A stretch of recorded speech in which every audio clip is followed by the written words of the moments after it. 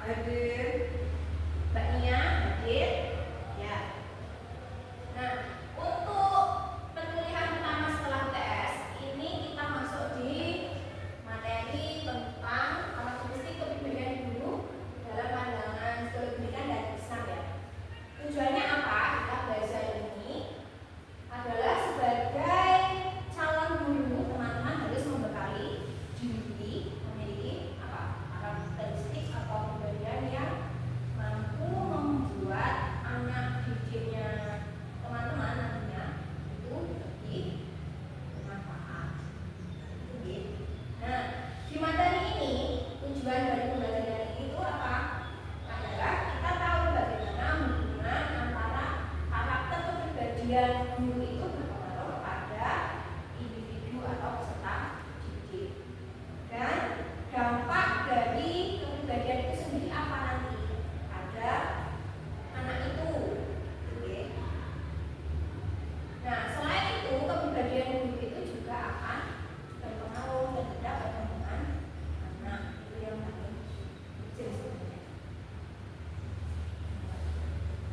Coba teman-teman cermati kasus-kasus yang banyak kita temui di media sosial atau media elektronik.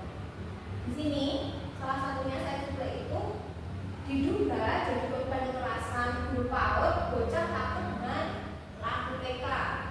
Sudah pernah dengar kasusnya ini? Belum ya. Jadi sekilas dari berita yang ditayangkan di Kompas itu menjelaskan bahwa ada oknum guru yang melakukan kekerasan pada anak ketika anak tersebut tidak mampu menyanyikan lagu di kelas. Nah, itu sebenarnya menjadi perhatian penting apalagi kita sebagai calon guru PAUD. Kira-kira kenapa itu bisa terjadi? Kekerasannya kenapa? Mbak Usna menyampaikan? Enggak. Kenapa? Kurang sabar. Oh, kurang sabar. Terus apa lagi? Dari kasusnya kurang kreatif. Diri, kontrol emosi. Nah, ketika itu dihadapkan pada peserta didik, dikhawatirkan peserta didik itu menjadi objek pelampiasannya. Nah, itu yang tidak kita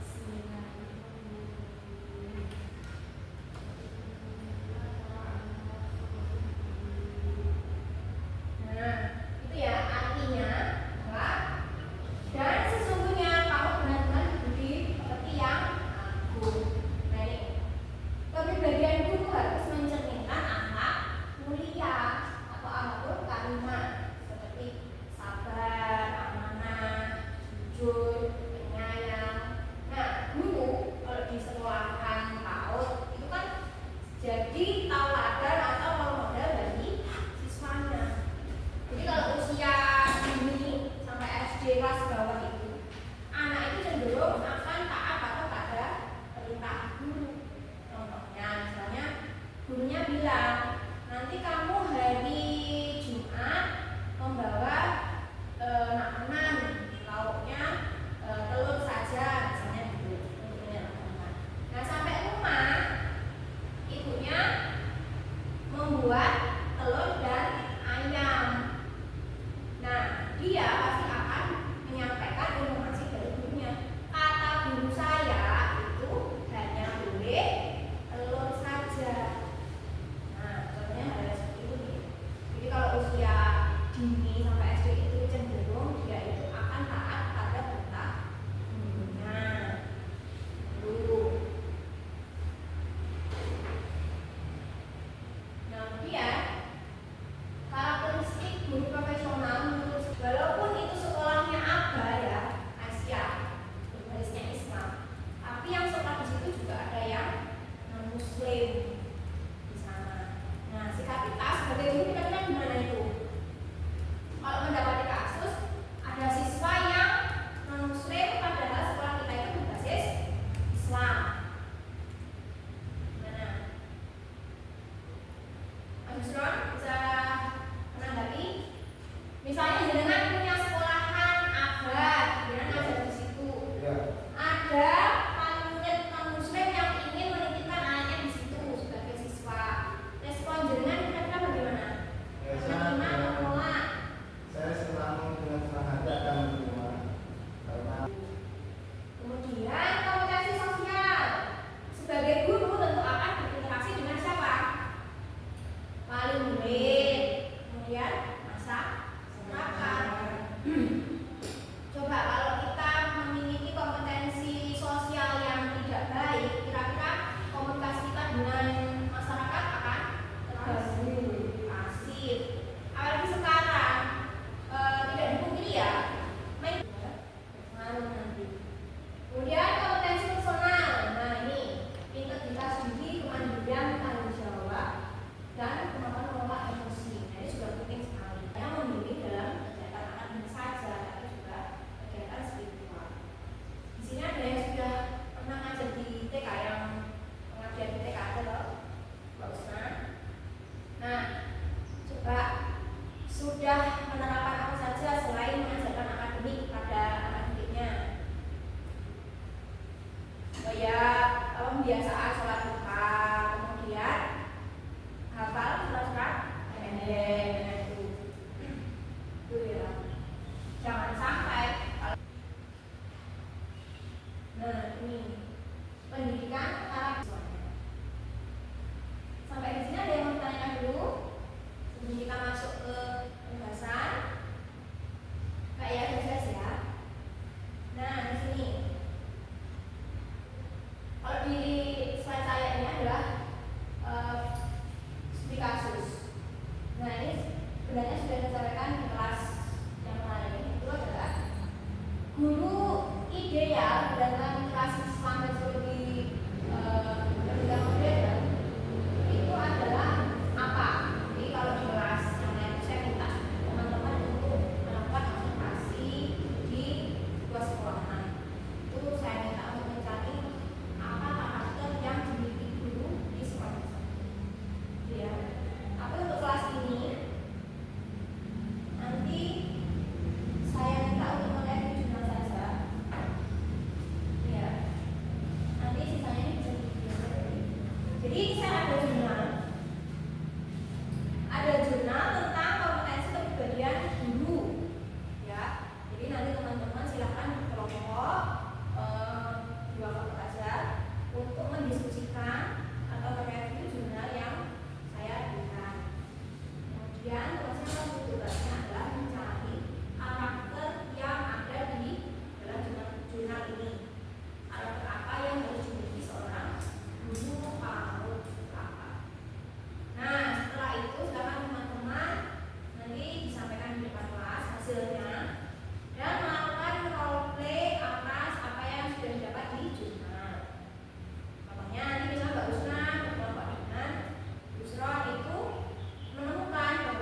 guru itu, guru PAUD itu harus memiliki sifat sabar. Nah, nanti pas proses silakan disimulasikan sabar yang seperti apa, yang teman-teman pahami seperti apa. Itu ya. Nah, kita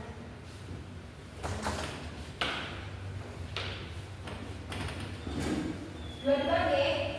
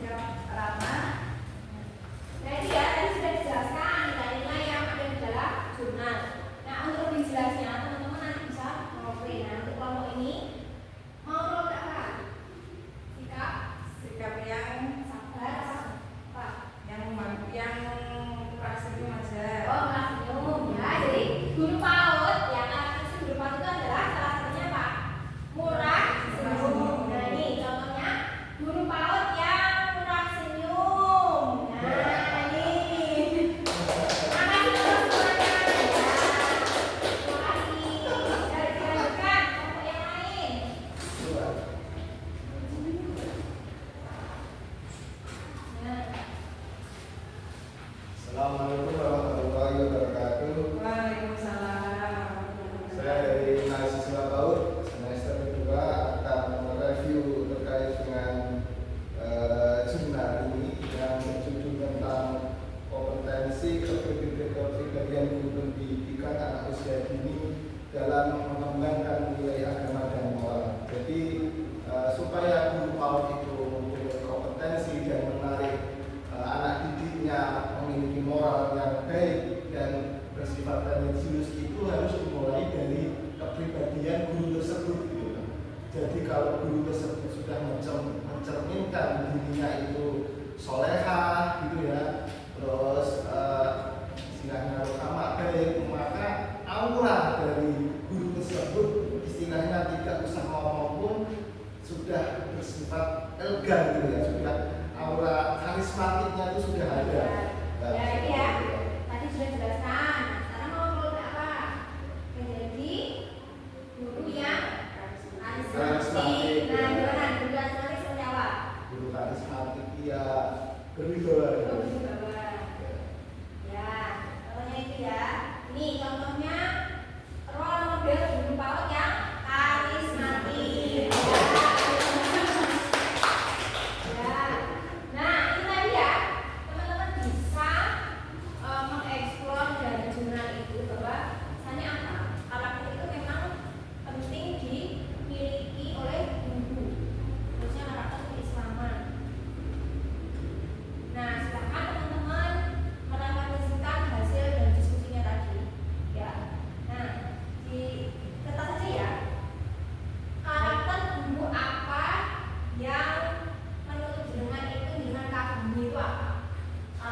seperti apa yang harus dimiliki guru supaya muridnya itu kagum itu apa karakter apa.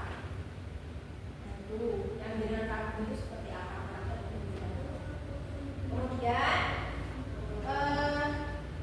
sudahkah teman-teman semua itu merasa memiliki karakter itu sebagai calon pendidik di PAUD, gitu ya. Kemudian yang poin ketiga, langkah konkret apa yang bisa teman-teman lakukan untuk memiliki karakter tersebut. Itu misalnya saya mengagumi guru saya yang tadi yang disampaikan Pak Guru solehah, ya, karakter solehah. Karakter solehah itu apa indikatornya? Nah, teman-teman sudah merasa solehah belum? Sudah kan? Ditulis di kertas sebagai bahan evaluasi hari ini. Itu nanti dikumpulkan, ya. Ya. Nah, ini saya. Nah, jadi ya. Nah, terima kasih untuk evaluasi dirinya. Sebelum saya tutup ada yang mau disampaikan dari teman-teman? Cukup ya. Jadi nanti teman-teman bisa membaca kembali materi saya. Ini tadi kan sekilas saja saya sampaikan. Nah, kemudian nanti untuk pertemuan selanjutnya teman-teman bisa mempelajari bagaimana profil dari guru yang menjadi masuk ke khusus. Itu ya. Kalau tidak ada pertanyaan, saya cukupkan sekian dari saya pertemuan kali ini. Dan wassalamualaikum warahmatullahi wabarakatuh.